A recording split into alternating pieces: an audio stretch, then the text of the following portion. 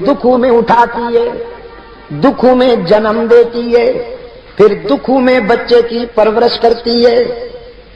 یہ نہیں سوتا تو وہ بھی نہیں سوتی، یہ روتا ہے تو وہ بھی روتی ہے، یہ ہنستا ہے تو وہ بھی ہنستی ہے۔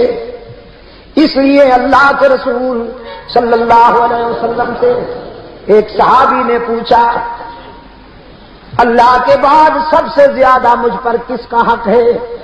رحمت عالم صلی اللہ علیہ وسلم نے فرمایا تیری ماں کا۔ وہ کہنے لگا سما، پھر حضور نے فرمایا تیری ماں کا۔ اس نے عرض کیا سما، پھر حضور نے فرمایا تیری ماں کا۔ پھر پوچھا حضور اس کے بعد؟ رحمت عالم صلی اللہ علیہ وسلم نے فرمایا سما ابو کا، اس کے بعد تیرے باپ کا حق ہے۔ ماں بڑی قربانیاں دیتی ہے، اس لیے ماں کا دل نہ دکھایا کرو۔ سرکار دو عالم صلی اللہ علیہ وسلم کی خدمت میں اطلاع آئی، ایک شخص کئی دن سے سکرات میں مبتلا ہے، جان نہیں نکل رہی، بہت قرآن کریم تلاوت ہوا، دعائیں مانگی گئی، لیکن اس کی مشکل حل نہیں ہوتی۔ رحمت عالم صلی اللہ علیہ وسلم نے فرمایا اس کی والدین زندہ ہیں یا نہیں؟ بتایا گیا حضور اس کی ماں زندہ ہے۔ رحمت عالم صلی اللہ علیہ وسلم نے فرمایا اس کی ماں سے کہو میں تجھ سے ملنا چاہتا ہوں، اگر آ سکتی ہو تو آ جاؤ ورنہ میں آؤں گا۔ وہ بوڑھی ضعیفہ رحمت عالم صلی اللہ علیہ وسلم کا پیغام سنتی ہے، کہنے لگی چل تو نہیں سکتی لیکن اللہ کے محبوب کے پاس ضرور جاؤں گی۔ لکڑی کے سہارے آئی، رحمت عالم صلی اللہ علیہ وسلم نے فرمایا تیرا بیٹا کئی دن سے سکرات میں مبتلا ہے، تیرا کیا خیال ہے اپنے بیٹے کے متعلق؟ کہنے لگی بڑا نمازی تھا، اللہ کے رسول بڑا نمازی تھا، قرآن بھی پڑھتا تھا، روزے بھی رکھتا تھا، حج بھی کیا، زکوٰۃ بھی دیتا تھا، جہاد میں بھی حصہ لیتا تھا، بہت نیک تھا۔ رحمت عالم صلی اللہ علیہ وسلم نے فرمایا یہ تو ٹھیک ہے، تو اس پر راضی ہے کہ نہیں؟ اس بوڑھی کی آنکھوں سے آنسو جاری ہو گئے، کہنے لگے نہیں حضور میرا دل دکھایا ہے، اس نے میرا دل دکھایا ہے۔ ایک دن اس کی بیوی کے ساتھ میرا کچھ تلخ کلامی ہو گئی، تلخ کلامی ہو گئی۔ میں نے کہا میرا بیٹا آ جائے اسے بتاؤں گی کہ تو گستاخ ہے۔ میرا بیٹا آیا، میرے بتانے سے پہلے اس کی بیوی نے کچھ کہہ دیا۔ میں جب اپنے بیٹے کے سامنے گئی تو میرے بیٹے نے میری کوئی نہ سنی، بیوی کے بھڑکانے میں مشتعل تھا، غصے میں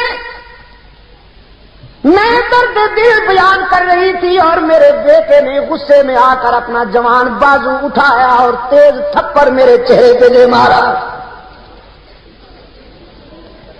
میں دور جا گری، میں نے کہا بیٹا میں نے تو تیری ترقی کے لیے رات کی تنہائیوں میں دعا کی تھی، تیرے بچپن میں خود بھوکی رہتی تھی، تجھے کھلاتی تھی، جو تجھ سے جھگڑتا تھا میں اس سے لڑ جاتی تھی، تیرے دوستوں کو اپنا دوست سمجھتی تھی، تیرے دشمنوں کو اپنا دشمن سمجھتی تھی،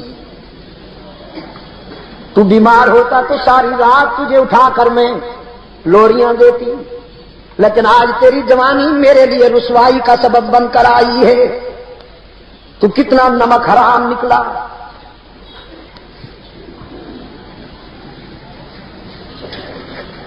سرکار دو عالم صلی اللہ علیہ وسلم کی آنکھوں میں آنسو آ گئے۔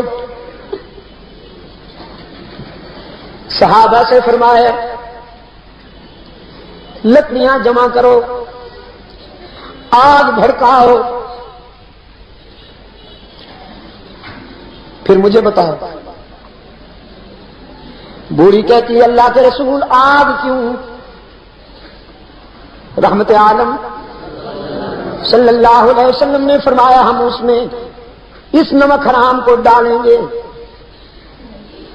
جس نے بوڑھی ماں کے چہرے پہ تھپڑ مارا وہ اسی قابل ہے کہ اسے آگ میں ڈال دیا جائے. بوڑھی زاروں قطار رونے لگی، کہنے لگی نہیں نہیں